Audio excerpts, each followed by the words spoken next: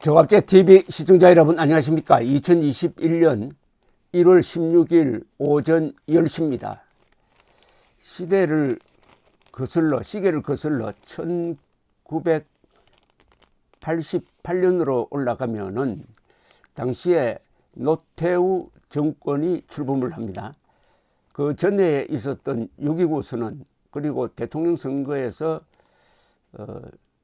야당이 분열된 걸 이용해가지고 36.6%의 득표율로 대통령에 당선된 노태우 씨였습니다. 그런데 당시의 공약이라든지 이 키워드가 50 청산으로 결정이 됩니다. 더구나 총선에서 야당이 다수를 차지하게 돼가지고 여소야대가 되고 말았습니다. 여소야대. 여당이 소수가 되고 야당이 다수가 되었다는 뜻이죠. 여소야대와 50 청산이라는 두 가지 키워드가 결국은 전국의 주도권을 야당이 잡도록 했고 50 청문회 그리고 거기에 따라서 전두환 전 대통령이 백담사로 피신하고 그리고 그 흐름 속에서 결국 5.18 특별법을 통해서 김영삼 대통령이 자신은 하기 싫었는데 밀려가지고 결국 전두환, 노태우 두 사람을 구속하도록 하는 이른바 이 역사 바로 세우기로 연결되면서 우리나라의 이 주류 세력이 아주 약화되는 그런 흐름을 보여주었습니다. 자, 50 청산이라는 이 주제를 잡은 사람이 결국 나중에 집권도 하고 지금 상당한 실적을 남긴 전두환, 노태우 두 사람은 역사 속에서 지워질 판이 되고 말았습니다. 비슷한 상황이 앞으로 한국에서 벌어질 것입니다. 즉 50 청산과 비견되는 문재인 청산 또는 문재인 적폐 청산 줄여가지고 문패 청산을 시대 정신으로 만들어야 됩니다. 그렇게 하면은 여당 대통령 후보도 문재인 청산을 공약하지 않으면은 당선이 어려운 상황으로 몰리게 될 것입니다. 어떻게 하면은 우리 시민사회에서 이 문재인 청산을 화두로 주제로 만들 것이냐 하는 것을 고심해야 됩니다. 그러려면은 우리 국민들의 열화와 같은 참여가 있어야 되죠. 그래서 문재인 청산, 문패 청산하라, 문재인 청산하라. 문재인 청산을 하겠다는 공약을 내거는 후보만 찍겠다 하는 여론이 형성되어야 합니다. 그런데 그렇게 하도록 초대장을 내미는 사람이 있습니다.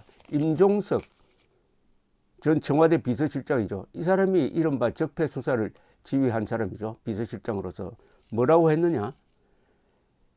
감사원이 탈원전 정책 수립 과정을 감사하겠다고 하니까 이런 막말을 했습니다. 집을 잘 지키라고 했더니 아예 안방을 차지하려 든다. 주인의식을 가지고 일하라고 했더니 주인 행세를 한다고 했습니다. 그런데 이 말을 자본이 음미를 해보면은 이 임종석 세력이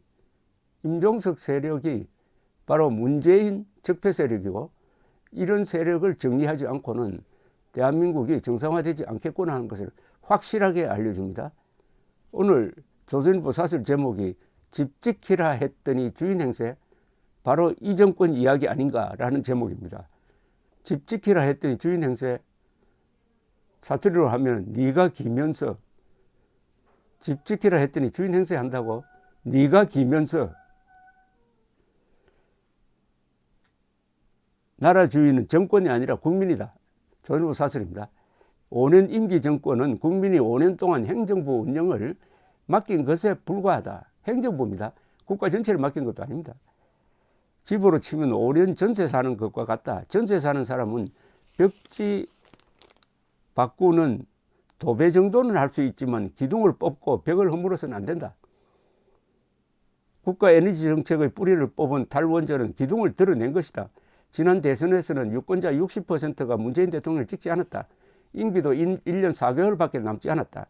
전세던 처지에 제멋대로 기둥을 뽑고 벽을 허물고 그 과정을 감사받게 되자 주인에게 덤비지 말라고 한다. 이 임종석은 자기가 주인이라고 생각한다는 겁니다. 주인. 주권자는 국민인데, 그러니까 주권자가 이번에 문재인 청산, 문패 청산의 기치를 내걸면서 반드시 이 문제를 해결하고 넘어가야 이번 대통령 선거에 역사적 의미가 들어갈 것입니다. 대통령 한 사람이 독단적으로 탈원전을 결정했다. 이 충격적인 결정에 참여한 전문가는 아직까지 드러나지 않고 있다. 없는 것이다. 국회는 고사하고 국민 공론화 절차도 제대로 거치지 않았다. 비전문적이고 즉흥적 결정으로 50년간 수많은 사람이 피땀 흘려 일으켜온 원전 기술과 산업이 송두리째 무너질 판이다. 7천억 원 들여 새 것이나 다름없이 만든 원전을 경제성 평가를 왜곡 조작하여 폐쇄했다. 조작을 숨기려고 공문서를 삭제했다. 신한울 3, 4호기도 어정쩡한 상태로 건설이 멈춰 서 있다. 오랜 대통령이 국가 백년대계를 마음대로 흔들 수 있는가? 임기 후 몰아닥칠 후폭풍을 문 대통령은 어떻게 책임질 건가? 오랜 정권이 집 대들보를 드러낼 일은 헤아릴 수도 없다. 제멋대로 빚을 내 국가 부채가 무려 340조 원이나 늘어나게 되었다. 상상도 못한 일이다. 지역 토건 사업에 매표용 표를 사는 매표용 돈을 뿌리려고 타당성 조사까지 없애버렸다. 거의 모든 전문가가 권하는 선별 재난지원금을 거부하고 선거용으로 전 국민에게 뿌렸다. 또 뿌리겠다고 한다. 4년 전 결론 난 김해 신공항을 백지화하고 10조 원을 들여 가덕도 신공항을 만들겠다고 한다. 부산시장 선거 때문이다. 선거법을 선거 당사자인 야당이 반대하는데도 마음대로 뜯어고치고 나라의 형사사법 시스템인 공수처법도 합의 없이 멋대로 만들고 변경했다. 국민의 삶에 오랫동안 영향을 미칠 수밖에 없는 주택 임대차 보호법도 마음대로 고쳐 단독 처리했다. 소득주도 성장이라는 황당한 실험을 하다 실패하자 모른 척하고 있다. 전국 자사고, 외국어고, 국제고를 2025년에 전부 폐지해 일반고로 전환시키겠다고 했다. 대한민국이라는 집의 기둥과 벽을 허무는 것도 모자라 구들까지 파헤치고 있다. 그러면서 정작 해야 할 노동개혁, 공공개혁, 구조개혁은 하나도 하지 않고 오히려 전부 퇴보시켰다. 보다 못한 국민들이 이 나라가 내 것이냐고 묻게 되었다. 이 정권이 그 물음에 내놓은 답은 이 나라는 내 것이다이다. 무슨 잘못을 저질러도 선거에 이기니 이렇게 오만한 것이다. 이제 선거에서 결판되어야죠. 이것을 총체적으로 이야기하면 법치 파괴입니다. 법치 파괴를 막을 기관이 헌법재판소입니다.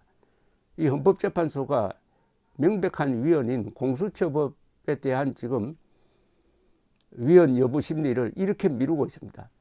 그 사이에 불법단체인 공수처가 출범을 했습니다. 헌법재판소가 헌법을 지키는 게 아니라 헌법 파괴 재판소가 돼버리고 말았습니다. 공무원은 합법적 명령에만 복종해야 됩니다. 군인도 합법적 명령에만 복종해야 합니다. 지금 문재인 정권의 숱한 이 불법 위헌 행위에 동조한 공무원들은 반드시 처단되어야 합니다. 그것이 시대정신입니다. 그것이 문재인 청산 그리고 문패 청산의 역사적 의미일 것입니다. 감사합니다.